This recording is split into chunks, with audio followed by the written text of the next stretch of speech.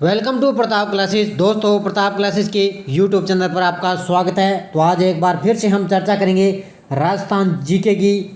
Continue इस series को हम आगे बढ़ा रहे हैं और आज मैं पार्ट नंबर 3 लेके आया हूँ, जो बहुत ही महत्वपूर्ण और जो भी विद्यार्थी कंप्यूटर अनुदेशक, Rajasthan police, VDO mains exam, वन रक्षक, वनपाल, रीट, सेकंड ग्रेड, सब के लिए राजस्थान जी की बहुत ही महत्वपूर्ण क्लास डेली आपको क्लास मिलती है। लाइव टेस्ट शाम 7 बजे। और आज पार्ट नंबर मैं 3 लेके आया हूँ। इतिहास, कला, संस्कृति, भूगोल, राज्य व्यवस्था सब इसमें मिक्स होगा राजस्थान जीके में। जल्दी से सारे विद्यार्थी वीडियो को लाइक शेयर कर दो।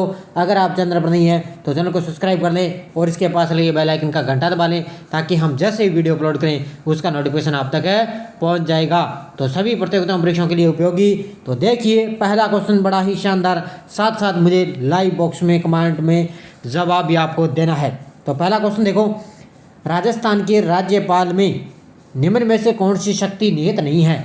राजस्थान के राज्यपाल में निम्न में से कौन सी शक्ति निहित नहीं है, ये बताना है आपको। इसका आंसर क्या हो जाएगा? तो कौन सी शक्ति निहित नहीं है? विधानसभा की सत्रावसान की, ये तो है। विधानसभा की आहूत करने की, ये भी है।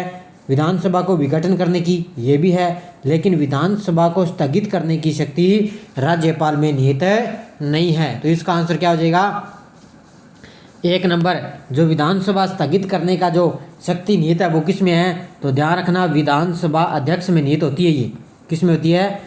विधानसभा अध्यक्ष में निहित होती है। क्या भी विधानसभा को स्थगित कौन कर सकता है? विधानसभा अध्यक्ष। लेकिन ये राज्यपाल इसको स्थगित नहीं कर सकता। अगला क्वेश्चन देखो, निम्न में से बिस्सा जाति की कुल देवी है। अब आपको बताना है बिस्सा जाति की कुल देवी कौन सी है। जल्दी से मुझे इसका आंसर दीजिए, साथ साथ आपको भी पता चल सके कि हमारे राजस्थान जी के याद है या नहीं है। तो साथ साथ मुझे लाइव में आपको जवाब देना है। तो इसका आंसर क्या हो जाएगा? इसका आंसर हो जाएगा आशापुरा माता। क्या हो जाएगा? ऑप्शन नंबर सी, बिस्सा जाति की कुल देवी है आशापुरा माता। एक ध्यान रखना, बिस्सापुरी जाति जो नववधु होती है, नाम इनकी बिस्सा जाति की नववधु, वो क्या है? मेहंदी नहीं लगाती। क्या नहीं लगाती? जो बिस्सा जाति की नववधु होती है ना, वो मेहंदी नहीं लगाती। ये भी इनकी खास बात है, ये आपको पता होना चाहिए। और इनकी कुल देवी है आशापुरा माता। और चामुंडा माता किसकी है? गुर्जर प्रतिहार वंश की ये कुल देवी है चामुंडा माता। और सुंदा माता आपको पता ही है, कौन है सुंदा माता? सुंदा माता है देवड़ा वंश की कुल देवी। किसकी है? देवड़ा वंश की कुल देवी। और इस पे क्या है? राजस्थान का पहला रोपवे लगा था सुंदा माता पर 2006 में। कब लगा? राजस्थान का पहला रोपवे 2006 में लगा सुंदा माता पर्वत पर और भीनमाल जालौर में। और श्यामकरी माता कौन है? ये ध्यान रखना, सोलंकी राजपूतों की कुल देवी। किसकी है? सोलंकी राजपूतों की कुल देवी। तो बिस्सा जाति का आंसर हो जाएगा आशापुरा माता। अगला क्वेश्चन देखो, निम्न में से किससे भरतपुर की जीवन रेखा के उपनाम से जाना जाता है? ये तो सभी को पता होगा, तो जल्दी से मुझे इसका आंसर दीजिए। तो ध्यान रखना, मोती झील किसको जाना जाता है? भरतपुर की जीवन रेखा मोती झील को नाम मोती झील जाना जाता है। और लुणकन सर जो लिफ्ट नहर है ना, जो बीकानेर की ये जीवन रेखा है, किसकी है? बीकानेर की जीवन रेखा है। और लूणी नदी किसकी है? लूणी नदी है मारवाड़ की जीवन रेखा, ये आप ध्यान रखना। और नंद संबंध झील किसकी है? तो ध्यान रखना, राजसमंद की जीवन रेखा किसकी है? राजसमंद की जीवन रेखा ये। और मारवाड़ की है। और भरतपुर की है मोती झील। और जोधपुर की जीवन रेखा कौन सी है? ध्यान रखना, जोधपुर की आपसे पूछे तो राजीव गांधी लिफ्ट नहर है। कौन सी है? राजीव गांधी लिफ्ट नहर। अगला क्वेश्चन देखो, किस नदी का उद्गम पादरला गांव की पहाड़ियों से होता है? किस नदी का उद्गम पादरला गांव की पहाड़ियों से होता है? जल्दी से आंसर दीजिए मुझे इसका। पादरला गांव की पहाड़ियों से किस नदी का उद्गम होता है? तो ध्यान रखना, साबरमती नदी का। किसका होता है? साबरमती नदी का। अब मैं बात कर लेता हूँ मित्री नदी। मित्री नदी कौन सी है? ये निकलती है अरावली की पहाड़ियों से, मित्री नदी। और चेप नदी कौन सी निकलती है? कालिंजरा की पहाड़ियों से। चेप नदी कहाँ से निकलती है? कालिंजरा की पहाड़ियों से। और पार्वती नदी कहाँ से निकलती है? ध्यान रखना, एमपी के सीहोर से उद्गम होता है। मध्य प्रदेश के सीहोर से उद्गम होता है। किसका? पार्वती नदी का। तो इतनी बातें आपको याद रखनी है। और इसका आंसर क्या हो जाएगा? साबरमती नदी। अगला देखो, 1857 की क्रांति समय कोटा का शासक कौन था? 1857 की क्रांति के समय कोटा का शासक, तो ध्यान रखना, विनय सिंह कौन था? विनय सिंह था अलवर का। कहाँ का था? विनय सिंह था अलवर का। और पृथ्वी सिंह था झालावाड़ का। कहाँ का था, झालावाड़ का। और सरदार सिंह था बीकानेर का, कहाँ का था, बीकानेर का। जिसने सरदार सिंह कौन था, जिसने रियासत से बाहर अंग्रेजों की जाकर इसने सहायता की थी। तो इसका आंसर क्या हो जाएगा, वजीरुद्दौला, ऑप्शन नंबर 1। अगला क्वेश्चन देखो, 1857 की क्रांति का मुख्य केंद्र व अंग्रेजों का शस्त्रागार कौन सा था। 1857 के मुख्य केंद्र और अंग्रेजों का शस्त्रागार कौन था, तो आपको सभी को पता है अजमेर।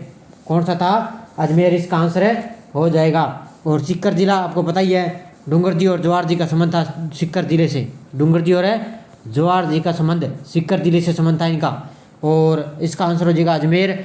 और उसके बाद में देखो, राजस्थान की पिछड़ी रियासत मैंने कई बार आपको बता दिया, जैसलमेर। कौन सी है, पिछड़ी रियासत जैसलमेर। और बीकानेर, बीकानेर का आपको पता ही है, अमरचंद भाटिया बीकानेर का था। कौन था, अमरचंद भाटिया बीकानेर का, जिसमें 1857 की क्रांति की फांसी चढ़ने वाला प्रथम व्यक्ति अमरचंद भाटिया था। तो इसका आंसर क्या हो जाएगा, अजमेर। अगला देखो, निम्न में से राजस्थान का शंकराचार्य किसे कहा जाता है। राजस्थान का शंकराचार्य किसे कहा जाता है, जल्दी से आंसर दीजिए मुझे इसका। निम्न में से राजस्थान का शंकराचार्य किसे कहा जाता है, कॉमन आंसर, जल्दी से आंसर दीजिए मुझे इसका सारे विद्यार्थी। तो इसका आंसर हो जाएगा दादू दयाल। क्या हो जाएगा, राजस्थान का शंकराचार्य बोला जाता है दादू दयाल को। और राजस्थान का कबीर भी बोला जाता है इसको राजस्थान का कबीर भी बोला जाता है। और सुंदरदास कौन था, ये था राजस्थान का दूसरा शंकराचार्य। आपसे पूछे तो कौन है, सुंदरदास, राजस्थान का दूसरा शंकराचार्य पूछे तो सुंदरदास। वैसे पूछे शंकराचार्य तो दादू दयाल।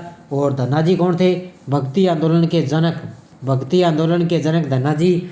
और संत पीपा थे रामानुजाचार्य के शिष्य। तो इतनी बातें आपको याद रखनी है। अगला क्वेश्चन देखो, जयनारायण व्यास राजस्थान के मुख्यमंत्री कितनी बार रहे हैं। जयनारायण व्यास राजस्थान के मुख्यमंत्री कितनी बार रहे हैं, जल्दी से मुझे इसका आंसर दीजिए। अब आपको 4 बार, तो आपको पता है कि राजस्थान में 4 बार तो राष्ट्रपति शासन लग चुका है। क्या लग चुका है, 4 बार राष्ट्रपति शासन लग चुका है। तो इसका आंसर क्या हो जाएगा, 2 बार। जयनारायण व्यास है वो राजस्थान के मुख्यमंत्री 2 बार रह चुके हैं। एक बार तो वो मनोनीत हुए थे और एक बार वो निर्वाचित हुए थे। तो इतनी बातें आपको याद रखनी है। अगला क्वेश्चन देखो, 12 भाइयों का मेला किस जिले में लगता है।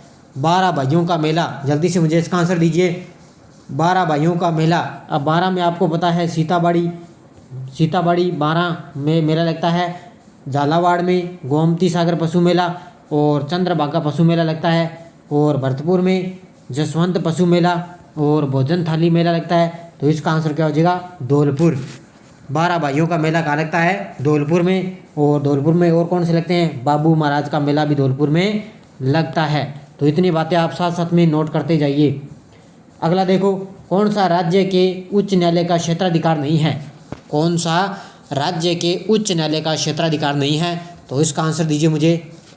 तो प्रारंभिक क्षेत्राधिकार, अपीलीय क्षेत्राधिकार, निरीक्षण क्षेत्राधिकार और परामर्श संबंधी क्षेत्राधिकार।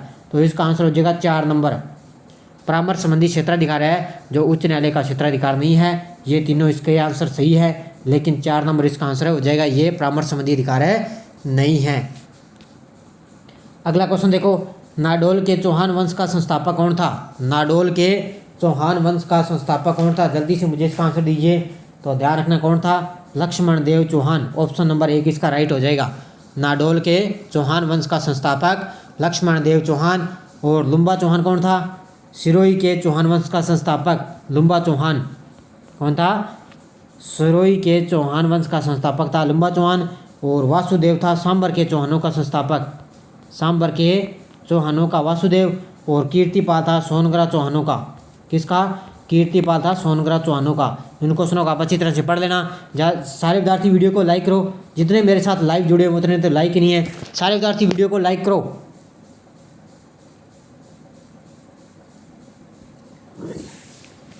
अगला क्वेश्चन देखो, कागजी पोट्री के लिए प्रसिद्ध है। अब कागजी पोट्री के लिए कौन सा प्रसिद्ध है जिला, तो इसका आंसर दीजिए मुझे। इसका आंसर हो जाएगा अलवर। क्या हो जाएगा, अलवर है जो कागजी पोट्री के लिए प्रसिद्ध है। और बीकानेर है सुनहरी पोट्री के लिए, किसके लिए, सुनहरी पोट्री के लिए बीकानेर। और जयपुर है ब्लू पोट्री के लिए, ध्यान रखना, जयपुर ब्लू पोट्री के लिए। और कोटा किसके लिए आ जाएगा, कोटा आ जाएगा ब्लैक पोट्री के लिए, किसके लिए, ब्लैक पोट्री के लिए। और कागजी पोट्री के लिए अलवर है प्रसिद्ध है। अगला देखो, राजस्थान का सबसे छोटा राष्ट्रीय राजमार्ग कौन सा है। राजस्थान का सबसे छोटा राष्ट्रीय राजमार्ग कौन सा है? अब आपको पता है, पहले 62 15 थे, नाम बदल चुके हैं। सबसे लंबा NH चाहिए, 62 या 15 आ जाए, कौन सा भी आ जाए, तो सबसे लंबा NH पूछे आपसे तो 62 या 15 हो जाएगा। और व्यस्त पूछे आपसे तो 48 या 8 हो जाएगा, व्यस्त पूछे, ठीक है। और सबसे छोटा हो जाएगा C नंबर उत्तर NH 919 या 71B, ये हो जाएगा सबसे छोटा। तो इतनी बातें आपको याद रखनी है। अगला क्वेश्चन देखो, राजस्थान के परिवहन विभाग का आदर्श वाक्य क्या है? राजस्थान के परिवहन विभाग का आदर्श वाक्य क्या है? तो इसका आंसर हो जाएगा चरेवेती चरेवेती।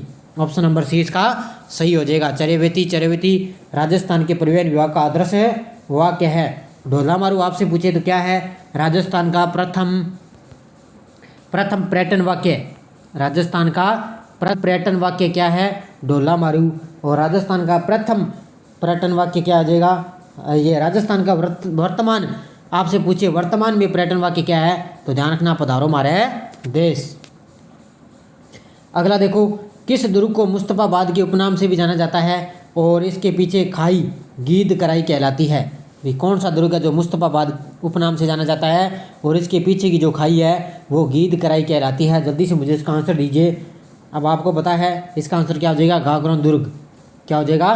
गागरोन दुर्ग है जो मुस्तफाबाद के नाम से भी जाना जाता है। अब बात थोड़ी कर देता हूँ कुंभलगढ़ दुर्ग की। आपको पता है 36 किलोमीटर इसकी लंबी दीवार है और कुंवर पृथ्वीराज की 12 खंभों की छतरी है कुंभलगढ़ में। और जयगढ़ दुर्ग में जय बाण तोप है जो इसे सबसे बड़ी तोप है, ये आपको पता है।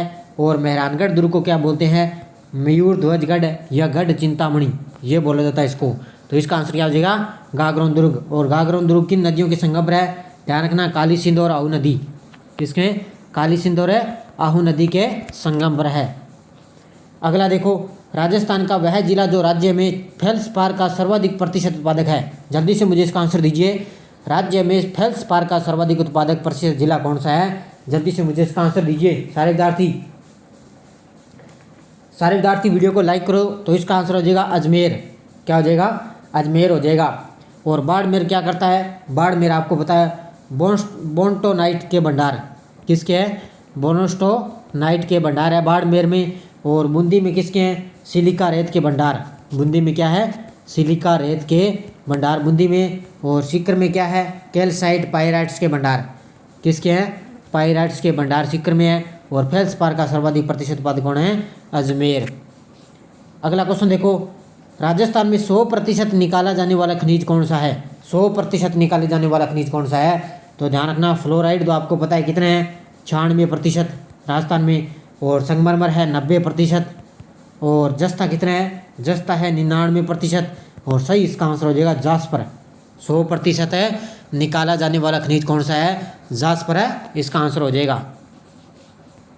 अगला क्वेश्चन देखो, निम्न में से किस अभिलेख के अनुसार चौहानों की प्राचीनतम राजधानी अनंतपुर सीकर थी? किस अभिलेख के अनुसार चौहानों की प्राचीनतम राजधानी अनंतपुर सीकर थी? जल्दी से मुझे इसका आंसर दीजिए। और आपको ये भी बताना है कि अजमेर के चौहान है ना, किसके? अजमेर के चौहानों की कुल देवी कौन थी? तो ध्यान रखना, शाकंभरी देवी।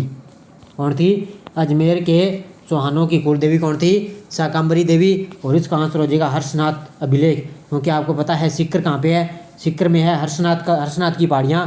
तो इसका आंसर क्या हो जाएगा? हर्षनाथ अभिलेख। अगला क्वेश्चन देखो, किस शासक के द्वारा सांबर में चौहान वंश की नींव रखी गई? किस शासक के द्वारा सांबर में चौहान वंश की नींव रखी गई? ये तो आपको पता ही है, वासुदेव चौहान। आंसर क्या हो जाएगा?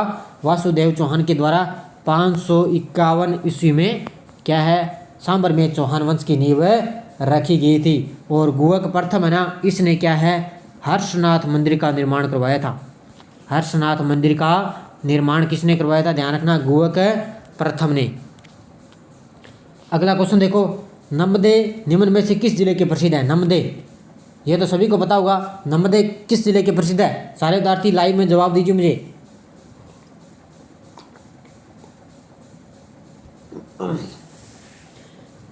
तो नर्मदे कहाँ के प्रसिद्ध है? तो ध्यान रखना, टोंक के। कहाँ के प्रसिद्ध है? नर्मदे हैं टोंक के प्रसिद्ध। और बाड़मेर को आपको बताइए क्या है? एक तो है अजरक प्रिंट बाड़मेर की, और एक है मलीर प्रिंट। ये दोनों कहाँ की है? बाड़मेर की प्रसिद्ध है। और कोटा का क्या प्रसिद्ध है? कोटा का ध्यान रखना, डोरियाँ प्रसिद्ध है। क्या है? कोटा की है डोरियाँ प्रसिद्ध, और नमदे हैं टोंके। और जयपुर का क्या प्रसिद्ध है? ध्यान रखना, मार्बल मूर्ति का निर्माण प्रसिद्ध है। मार्बल की जो मूर्ति है ना वो है प्रसिद्ध है जयपुर की। तो अजरक और मलिर प्रिंट कहाँ की है? बाड़मेर की। और कोटा की है डोरियाँ प्रसिद्ध। अगला देखो, राजस्थान राज्य पथ परिवहन निगम की स्थापना किस वर्ष की गई? राजस्थान राज्य पथ परिवहन निगम की स्थापना कब की गई? तो आपको पता है 1964 में। कब की गई? ऑप्शन नंबर 4 इसका राइट हो जाएगा। 1964 में राजस्थान राज्य पथ परिवहन निगम की शुरुआत की गई। और 2015 में पूछे आपसे क्या हुआ? तो ध्यान रखना, राजस्थान लोक परिवहन बसों की शुरुआत हुई थी। राजस्थान लोक परिवहन बसों की शुरुआत 2015 में। और 2012 में क्या हुआ था? 2012 में हुआ था ग्रामीण बस सेवा की शुरुआत। कहाँ से? ग्रामीण बस सेवा की शुरुआत हुई थी उदयपुर से। ये भी आपको पता होना चाहिए। उदयपुर से ग्रामीण बस सेवा की शुरुआत 2012 में। 2015 में राजस्थान लोक परिवहन की शुरुआत। और 1964 में राजस्थान राज्य पथ परिवहन निगम की स्थापना हुई थी। अगला देखो, निम्न में से किसका समय अलवर शैली में स्वर्ण युग माना जाता है? अलवर शैली में किसका स्वर्ण युग माना जाता है? जल्दी से मुझे आंसर दीजिए। अब पहले मैं बात कर लेता हूँ जगत सिंह की। जगत सिंह को आपको मैंने बता दिया, मेवाड़ शैली का स्वर्णिम युग है जगत सिंह, ठीक है। और जसवंत सिंह है मारवाड़ का स्वर्णिम युग। किसका है? जसवंत सिंह है मारवाड़ का। और सावंत सिंह किसका है? किशनगढ़ शैली का। किसका है? किशनगढ़ अजमेर शैली का है सावंत सिंह। तो इसका आंसर हो जाएगा राजा विनय सिंह। अलवर शैली में स्वर्णिम युग माना जाता है राजा विनय सिंह का। और बीकानेर का आपसे पूछे, बीकानेर का स्वर्णिम चित्रशैली किसकी थी? तो अनूप सिंह। और हड़ौती का पूछे तो उमेद सिंह। अगला देखो, किस शैली में आम के वृक्ष को चित्रित किया गया है? निम्न में से किस शैली में आम के वृक्ष को चित्रित किया गया है? अब देखो, मेवाड़ शैली में तो किसके चित्रित हैं? ध्यान रखना, कदम्ब के वृक्ष। किसके हैं?